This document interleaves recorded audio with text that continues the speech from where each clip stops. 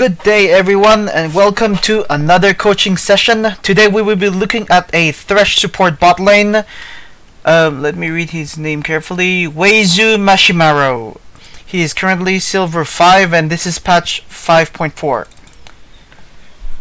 So first off, let's look at both the teams. We have Nasus, Thresh, Lee Sin, Sivir, well Thresh being him, and Vlad. We have Nidalee, Draven, Diana.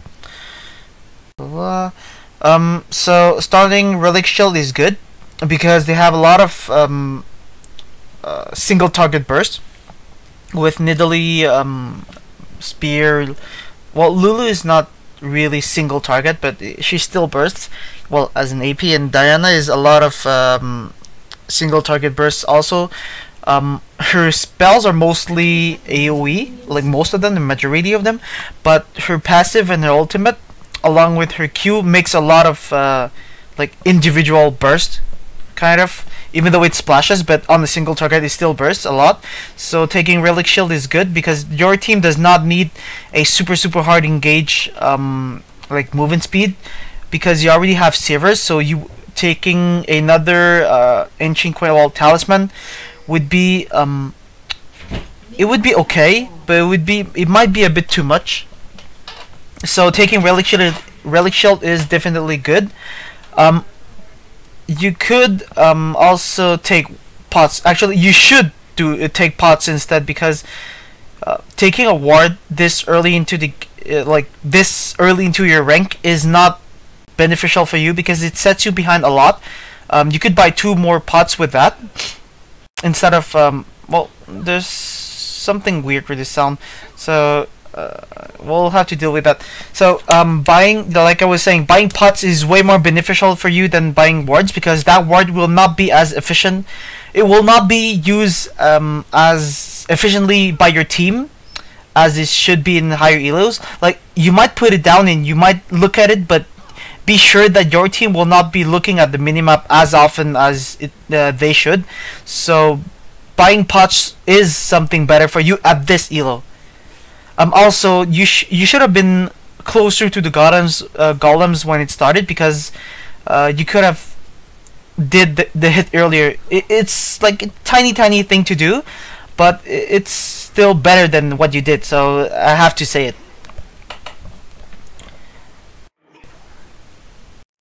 Okay, be careful with when you trade with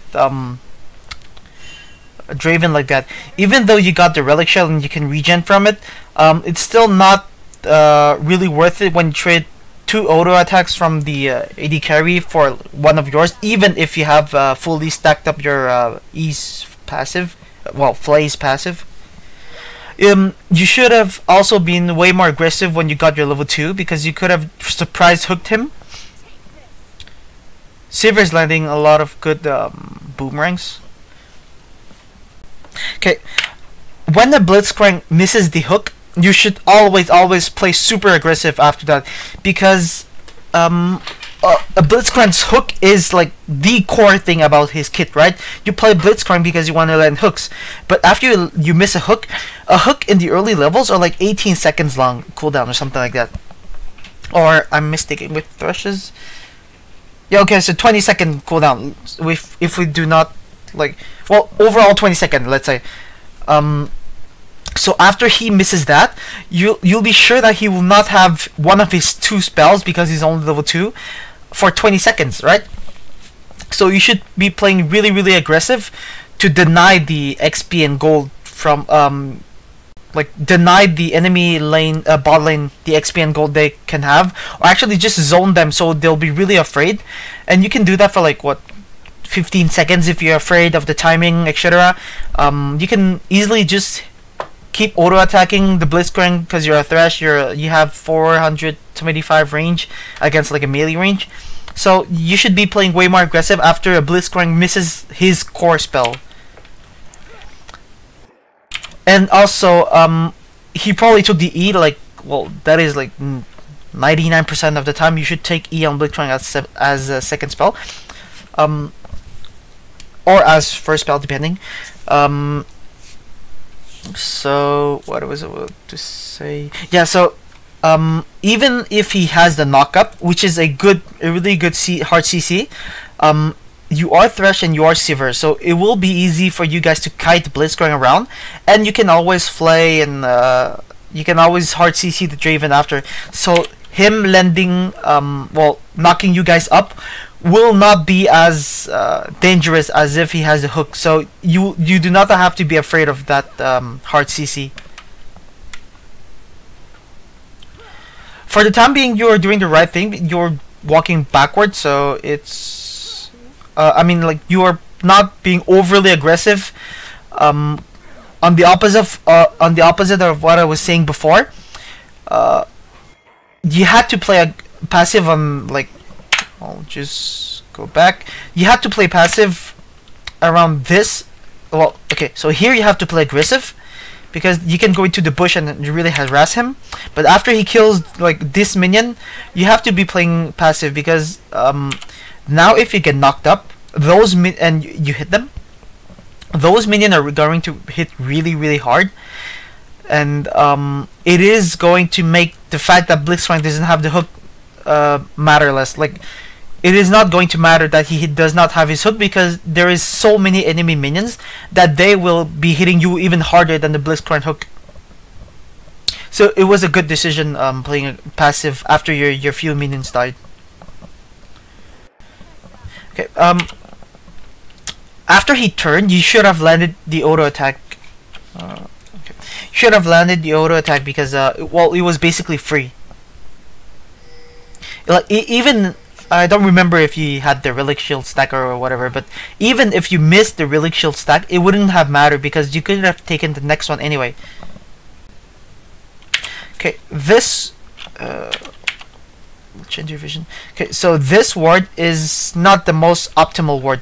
You should be putting the ward here because you don't really expect any well, the Nidalee ganking you guys from here, right? So you do not really need the vision from around here. So by putting the ward here, yes, you will be denying your vision towards this area, but you will gain more vision. Like, it will be easier for you guys to see over well, towards here. Okay, because you will not be blocked by this side. Like, if you put it, like, maybe not like stuck over here, but more towards the middle a little bit, towards this edge, this corner edgy. Okay.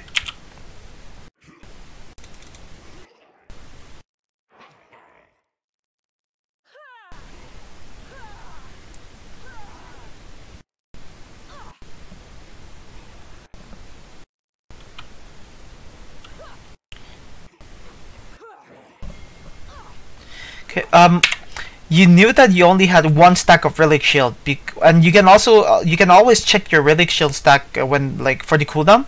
So you should always save it for the cannon. Even if you're going to miss a minion or something, you have to save it for the cannon because the cannon is so valuable in terms of gold as a relic shield user that it is worth it not using it as soon as it comes up.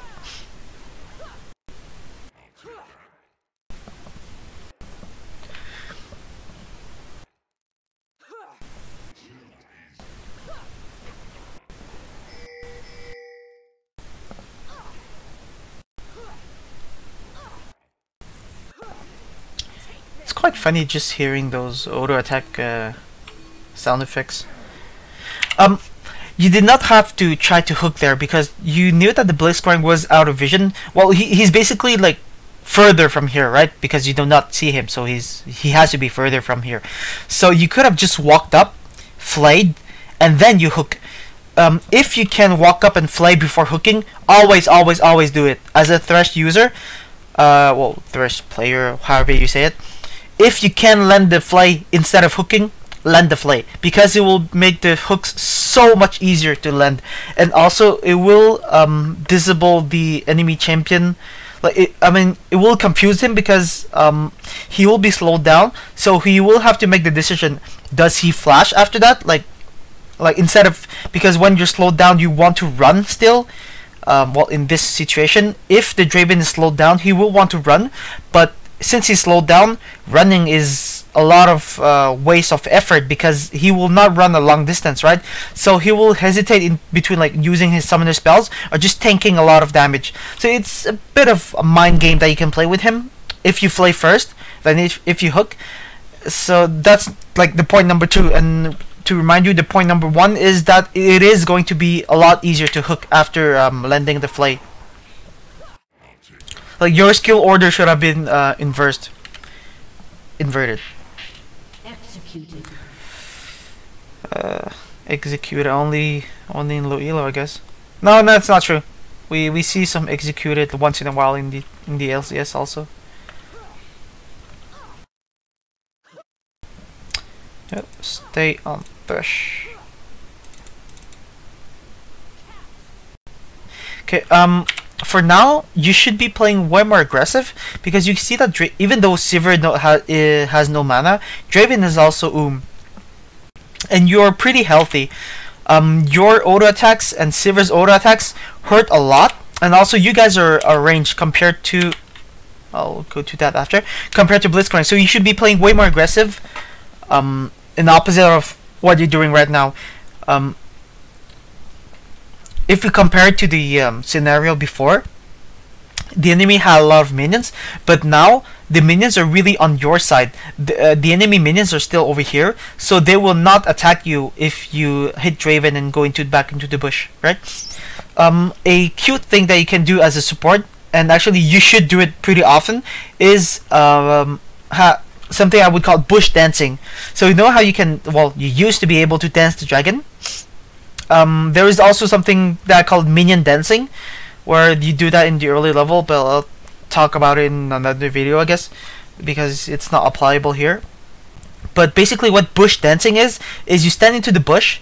You have to be mechanically you have to get mechanically used to this, okay? So you have to stand on the edge of the bush, go out, attack, go back into the bush immediately. So the enemy laner or the minions will not be able to attack you while you do this. So you basically go out, attack, go back into the bush, go out, attack, go back into the bush. That's what I mean by bush dancing. Well, I'll just talk about the minion dancing while I'm at it. So in the early level, or whenever you want to freeze the lane or like hard push a lane, but you don't want to tank a lot of minion damage, what you can do is that, let's say the minions are coming over here, okay? So you're in the bush. Whenever they come into the vision, you can go out of the bush. They will focus toward you, and then you go back into the bush, and then you dance like as if you were hitting the enemy AD carry, or you can actually hit the minion if you want to hard push the wave. So you dance around the bush, so you minion dance, so they stay over here. If they're around here, they will walk back a bit towards the bush. So you have and if you want them to stay longer around this area, you have to stay outside of the bush, and you will maybe eat like a few auto attacks for the minions. But depending on the needs of your team, you can easily abuse the fact that you can go out, you can dance around the bush. So that is a trick that you can do as a support, or as any laner actually, really. In top lane, it's super abusive to do that. Like, you can, as Lulu especially, you can so easily deny a lot of XP. You can zone the enemy laner really well with that. And that was a pretty good hook, though I really question why the Draven was standing there without any protection from the minions or even his Blitzcrank. So you should have went. Yeah, you had your hook, your flay. You should have went in. Even though you went in after, which is a good thing, it would have been more optimal if you like use your second how would I say that, like second click of your Q to go towards the Draven and just push him back. For the reason number one, it will tell the Sivir, okay, I'm going in 100%, follow me. Okay, so that's pretty clear. Or you can just ping the assist me, or like ping the massive ping the on my way, so she understands, or just massively ping the Draven, because this is either one, both summoner spell use to escape, because you can use your exhaust to trade for his flash and his heal, or he's dead. Okay, so you should have went all in on that one. And second, not only does it ensure the Sivir that you will commit to this kill, it will also ensure that he does not outrun you. Even though he has his W, the fact that you go over him and you flay him backward, it will gain you a lot of terrain over him. He will be like, you might have swapped your position if you flayed him and like queued second queued him. So you can keep on moving, attacking, while he is just basically running because he wants to live. So for reason number one, it is going to ensure the Sivir that it will sorry about that. It will tell the Sivir that you will go in, and two, it will ensure that he does not outrun you, like he is doing at the moment. Even though the Blitzcrank went in with his knock-up, you shouldn't have been afraid and kept on going on to the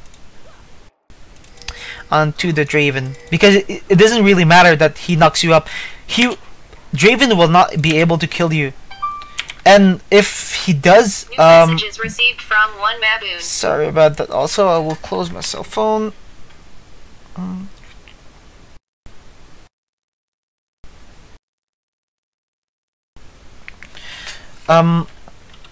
What was I saying? Yeah, it doesn't really matter that he knocks you up, because like, it's a good move by him, like, because he wants to save his AD carry, right?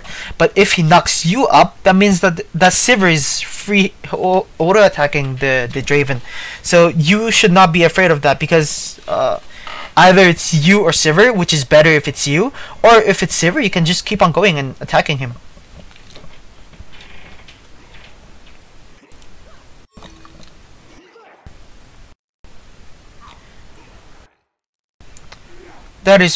That was a really well a really good play by you. It was like, that play was perfect. You played everything perfectly. Oh, you might have wanted to, in higher elo games, maybe you would have wanted to fly before throwing the lantern, so the enemy doesn't know that the jungler is there, because a lot of people would have well, a lot of people. Some people would have flashed as soon as they saw the lantern in the river. So maybe, like, just playing mind games, maybe flay them before throwing the lantern, so you ensure that they stay close to you. And also, talking about that, it is a really good technique, especially after a successful gank like this, to fake the enemy team that you are that there is a jungler coming, right? So now that they know that the Lee Sin is going to gank bot lane, you can sorry about that. You can fake throwing the lantern backward or just into the river like you did. So they think that the jungler is coming, and they will flash after that, because they'll be like, oh well, the jungler is coming, I'm going to die again, so I'll just flash. So good technique to know on Thresh.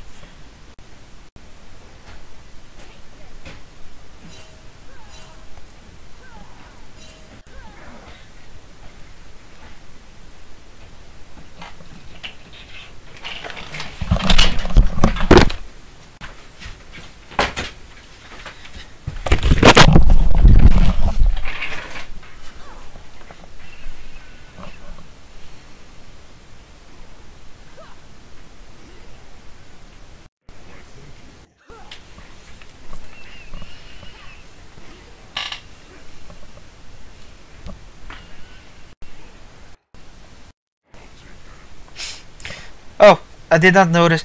You should not have bought the giant spell. The giant spell is not what you need at the moment.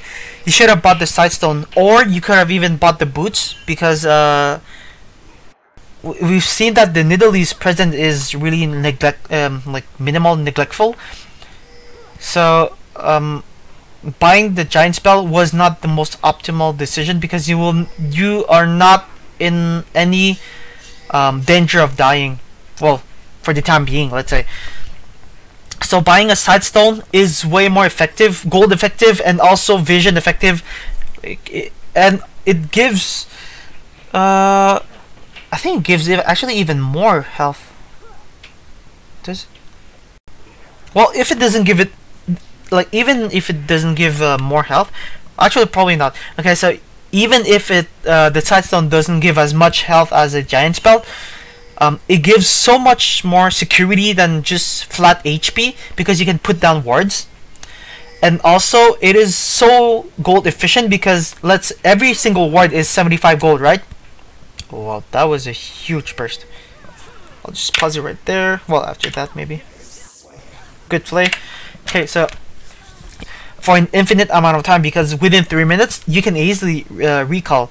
So that's you kind of produce 225 gold every 3 minutes, which is really effective in term of gold producing. Or like how should I put it? Well, basically it's way more gold efficient to go for the Sightstone early. Okay, so just keep that in mind.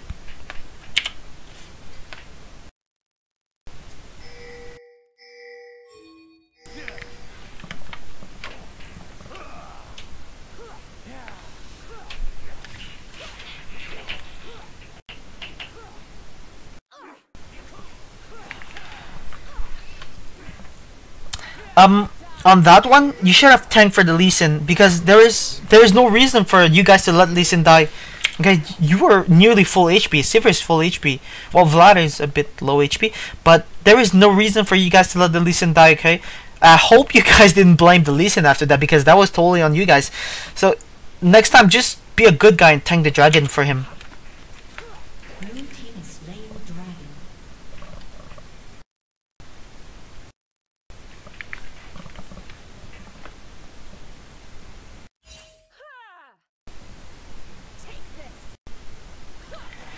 Good. Remember to use your relic shield stacks. I did not take. Well, I did not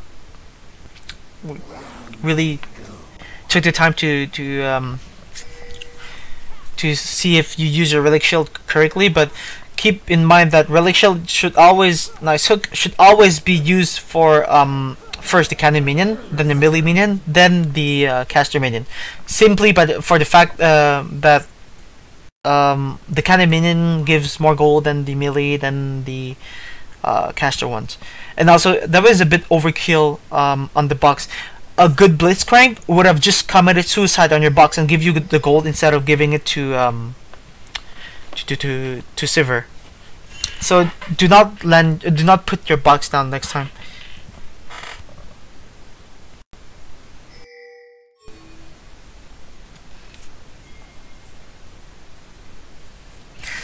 Roaming towards mid is okay. Not because the fact that you have to go help them, because well, basically it is too late to help them.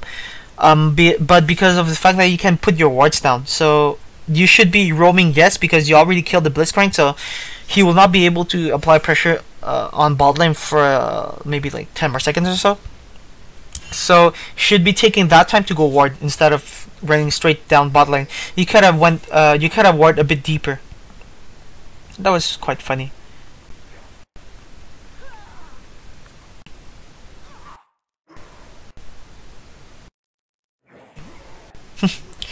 Well, it could have been a bit, like tiny bit better, like just letting the Sivir get the kill. But it's okay that you ensure that he dies.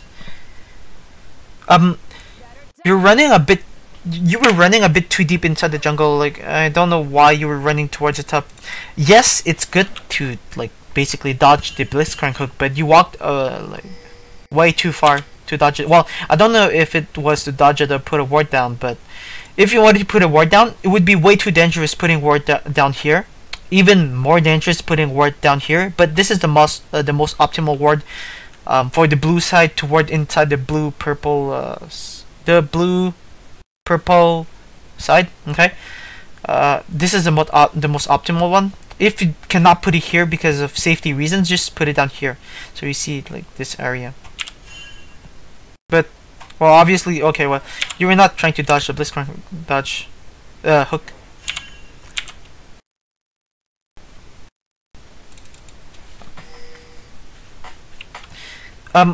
Oh, that was quite dangerous.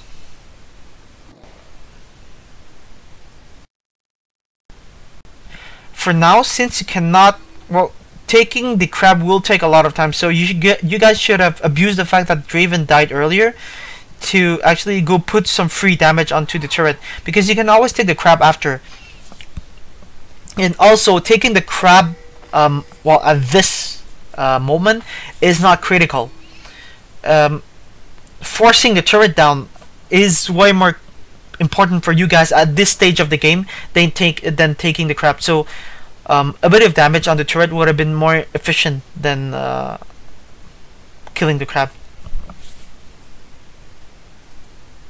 Okay, so you seem to be rushing. Are you rushing Rendunes? Rendunes would be okay against that team, but there is more things that you can do than rush Rendunes on the support. First of all, you can rush the face of the mountain. In this particular situation, rushing the face of the mountain is pretty good because of the single target burst that the enemy team have. Or you can simply just upgrade your boots and start to roam to put wards down on your sightstone, depending on your playstyle, of course. Or you can simply just rush the Michael's Crucible, because Sivir does a lot of damage, but Hard CC can really can really cancel a lot of her damage. She's a good example, along with Vayne, that Hard CC shut down AD carry pretty well. A counter example to that would be maybe Graves or Ezreal. Ezreal, simply because he can use his E to escape easily and like cancel a lot of the Hard CC like, timing. And also Graves, after he shoots everything, his auto attack is not the most damaging part of his kit in the early game, let's say. So for Sivir, having a Michael's Crucible is really core. It's not core, but it's really something that she could appreciate a lot, especially against such a bursty team like theirs. And you can also save her from the polymorph.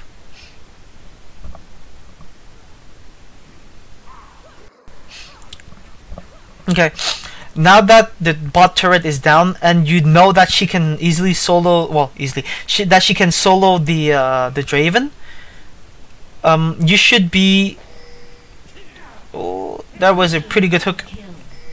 You should be roaming and warding for your team.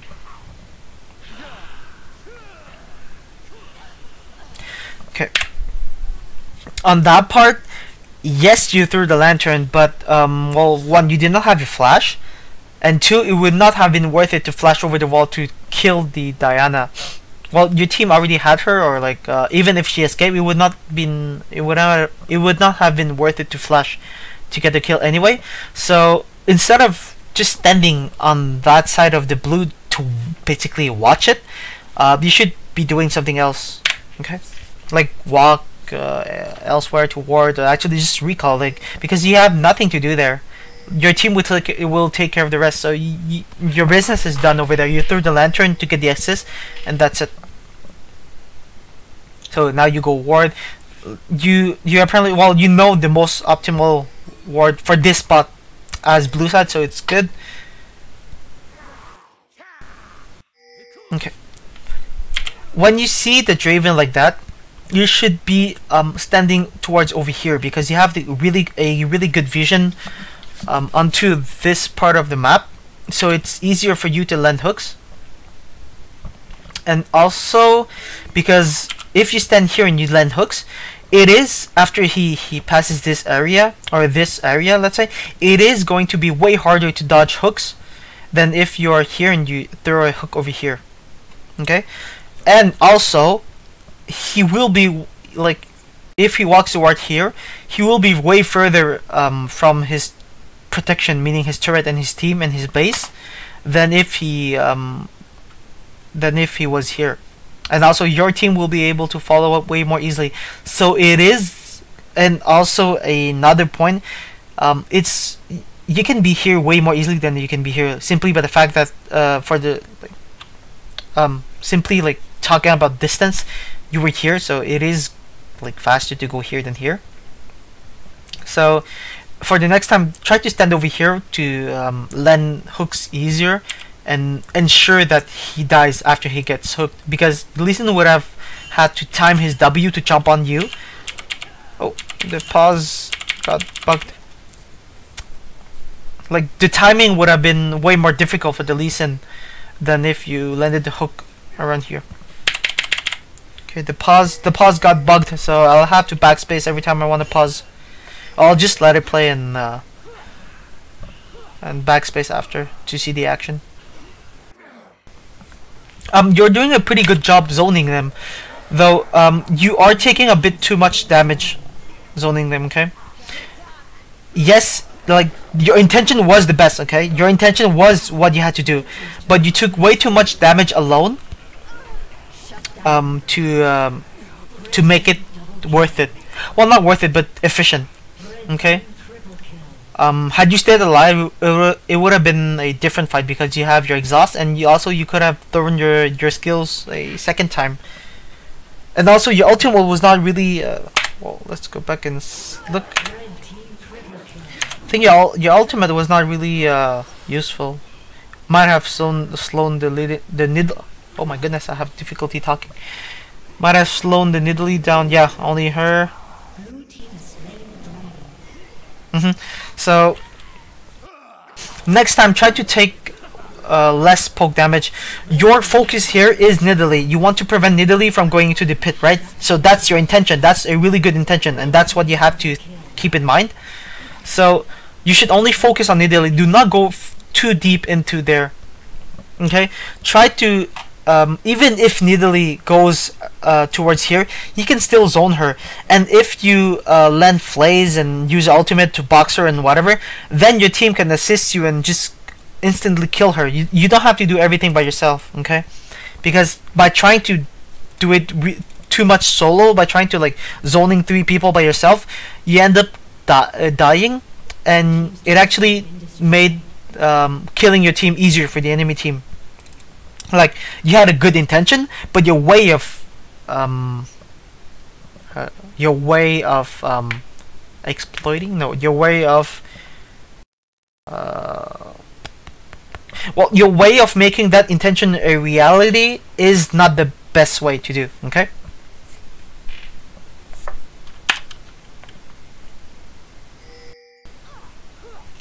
Like, okay, so yeah, you were rushing a Rendu's Omen.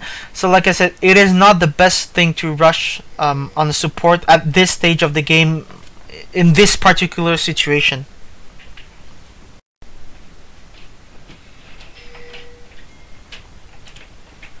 The slow is good, of course, but there are items that can be way more useful than the Rendu's Omen at this stage of the game for this situation. I'll keep on saying that because in League of Legends, everything depends on the situation and the context, the champions, the amount of gold everybody have, etc, etc. Like, it changes all the time, so I'll keep on saying it depends on the situation and the context. That was a pretty good ultimate by Silver. Do you have? Yeah, you have your lantern. You did not need to she did not. Oh well, whatever. But you did not need to. Did you? Yeah, your flash might be bugged. Okay, well the replay is bugged, but you did not have to flash on that one. I think you were quite fine.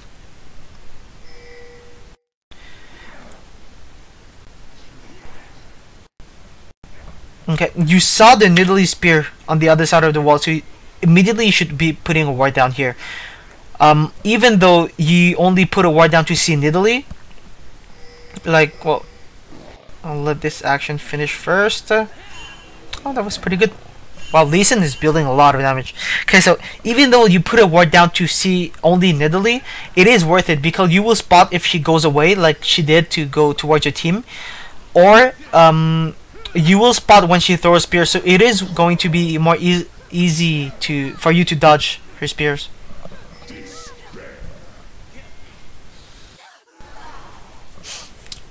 And also, you have a Sightstone, so it doesn't really matter because you're going to recall it soon anyway. You wanted to recall it already under the turret.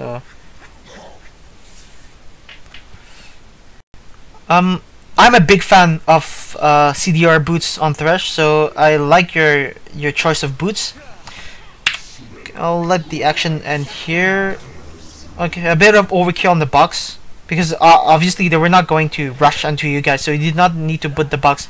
The only reason why you would want to put the box is to get the kill on Draven, but I'll believe you on that one that you did not want to get the kill, so it was more like to prevent the enemy team from entering.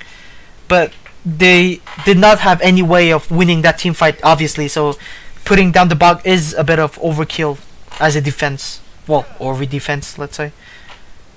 So what was I saying earlier? Oh yeah, the CDR boots. Because your playstyle is not one that roams a lot and puts down a lot of ward.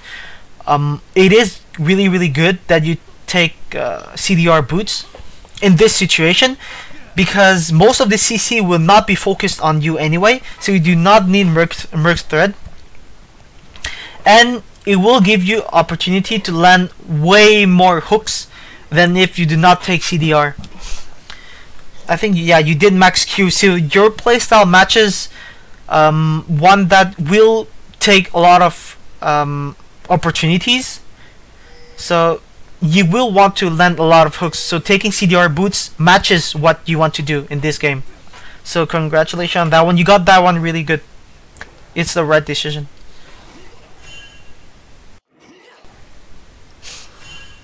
I honestly do not believe that your decision making is a Silver 5's level.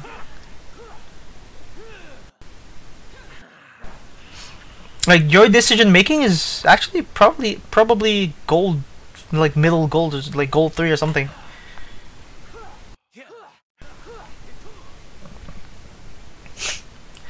This sound is really bugging me.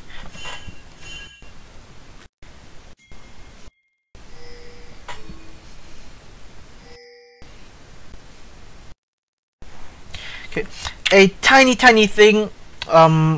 Now that you guys push the mid tower and the bot tower, like the bot tier 1 and mid tier 1 tower, you should put your ward more towards this part, because damn it, because you want to spot the enemy team rotating from this side more frequently. Oh well, actually there's already a ward here, so it's fine. But if there was not a ward here, you should have put your ward a bit, like a tiny bit, like 1 Teemo and a half maybe, up towards here. Good. You blew a flash for your Q. So, like I was saying, your playstyle matches the one that you have according to your items, so it's pretty good. Oh, he hurts now. You should have tried to throw a lantern earlier than this. Except if it was on cooldown, did not notice. Okay, again. Damn it, I can't pause.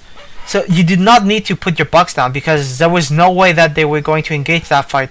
Even if they did engage, you could have waited until you see more people, because yes, we did not see people on the map, but your box animation time before it goes up is not it was not crucial at that moment, that the box had to be up at that moment, right? So you could have waited instead of using your box for nothing. But again, the intention is good, that you want to like well, I think it was your intention to either one, force them to stay into the fight, to commit 100% into the fight after they go in, because your box will slow them down so much that if they go in, they will die for sure. So I believe that, I will take for granted that is your intention. If it was not, I guess it's to defend your team, but your team did not need that much defense, because there was no way that they were going to be able to kill your team.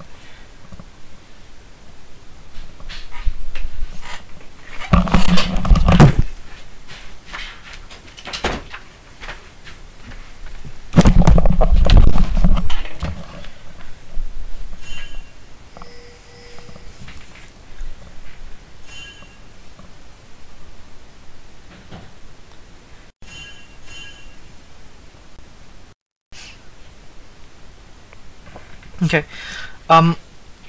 In this situation, you do not need to wait in a bush like that. You would want to do that if you're behind. Is it the replay bugging, or did we see the Draven animation inside of Fog of War? Anyway, you did not need to wait inside that bush because you do not need to like pick one or two people like that. You can easily, by the way the minimap looks, you can easily rotate around the minimap to get some free turrets. Sorry, I kind of wanted to say turrets and towers, so it went like turrets. Oh, that was a bit risky. So you did not need to stay inside the bush because you do not need to waste so much time for one kill or two. Okay, Sivir is doing the right thing at the moment because she's taking those free turrets. The enemy team is super afraid of you guys at the moment. Like, you saw the Lulu flashing earlier to not get hooked, and like the way you guys are playing, like it will ensure the dominance over the game. So Lulu and Lee Sin are doing the right thing because they're basically taking free turrets that the enemy team will have a lot of difficulties defending.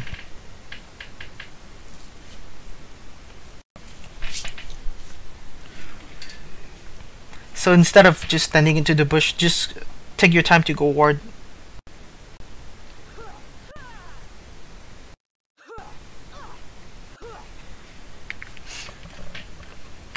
I see that you changed your relic shield for a ancient coin.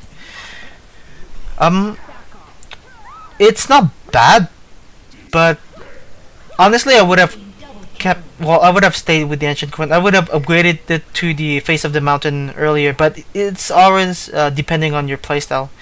But in this situation, both of them is not a bad choice because it is abusable to use your talisman with Sivir's ultimate. Like the boost is just going to be that much bigger. But then again, it might be a bit overkill, and the relic shield would be good against well, to protect your Sivir. Though now you guys are killing them so much that it doesn't really matter that you protect her or not. Well, you could have protected yourself.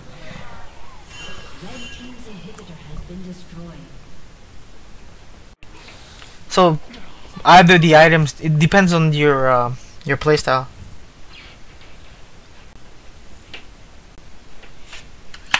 We'll wait until you respawn.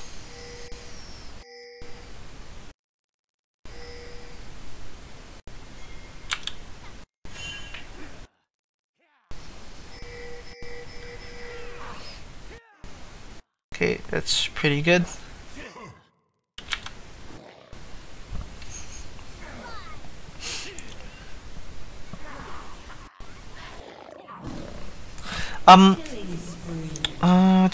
I think you do not have it, but a cute thing they can do with dashes, on the ground dashes, so like Ezreal's Archangel? No. Well, Ezreal's E will not work, but you can easily use your flight to stop people mid-air when they dash, like Lee Sin Q or Nidalee's jump, Diana's ultimate, Jarvan's EQ, anybody else? Gnar, even Fizz Q, like those dashes, even Graves, you can easily stop them with your flay. So try to train that mechanical part of Thresh, because it can save you a lot of in a lot of situations. The damage will not apply if you stop them before they touch you, except if you like it is a J4 EQ, like if he lands his flag and he Qs towards the flag and he lands the flag on you, well, the damage will apply, of course, but you will not get knocked up. So it will save you in a lot of cases. Okay, the decision you're making is actually really not from your level. Pushing the top is the right decision because you know that your team, well, you knew that your team was going to be able to get the ball lane anyway. So, well, was it already? How did they get it? Yeah, they just forced it. Red team's turret has been destroyed. Okay, it was more like Has been destroyed. okay, even if the enemy team was not that dumb to basically give it away for free, well, they might have been afraid to defend it. So, okay, let's say they did not give it away for free. You as a support will not be pushing as much as the rest of your team, of course. So split pushing by yourself like that is really not a bad thing, because if you do not get the bot inhib, it's okay because you still got the turret. And after you get the turret, you will be building a huge wave top lane, so they will have to defend the top lane. And while they defend the top lane, and since you do not have a bot turret anymore, you can go bot lane with your team and do a 5v4 bot lane, get the inhib, wait for the minion, and you can actually finish the game if the situation is in your favor. So by building up a wave top lane like that, you will actually ensure the inhibitor if you do not get it, or you will basically ensure that you have a big wave pushing top lane, so the enemy team will have to defend anyway. So I do not know if it is intentionally or not, but I have to tell you that the decision that you made is really not from your level. It is from a really higher level than this, because being able to think further away like that is not something that is usually see in the low elos. People would actually just run around for kills and etc. So I actually see potential in improving in ranking for your part there. So now, to win, everybody top lane. Okay, that is the safest way for you guys to win at the moment. Okay, so instead of trying to get kills inside the mid lane or something, you are again making the right decision. Everybody top lane. That is the safest way. It might not be the fastest way, okay, but it is the safest way.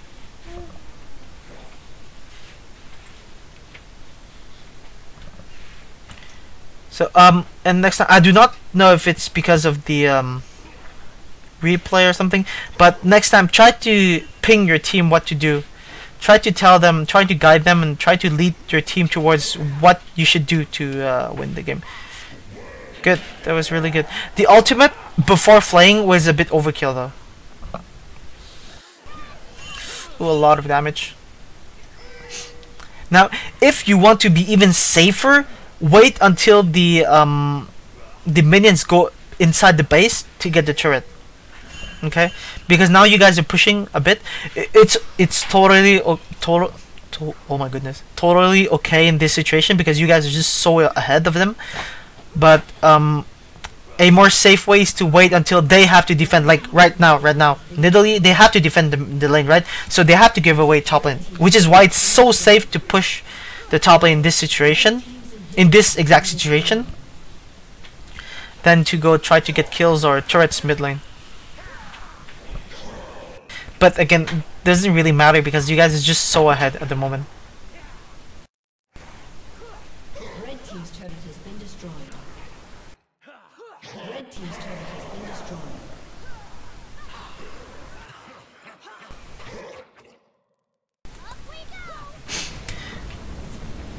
Good game. It was really good. Actually, I believe you will go up pretty fast if you play a lot. Well, what I mean by playing a lot is basically playing a lot of games to get rid of the random factor, the fact that you might get stuck with noobs or something like that. So, as always, I'll finish the video with a few recommendations. Well, first of all, the buying items.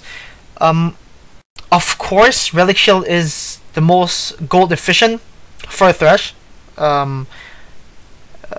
Support item in the early game, but you could have stayed with the Relic Shield and upgraded to the face of the mountain in this game. I think it would have been more efficient than upgrading to the while selling the Relic Shield and upgrade to the Talisman.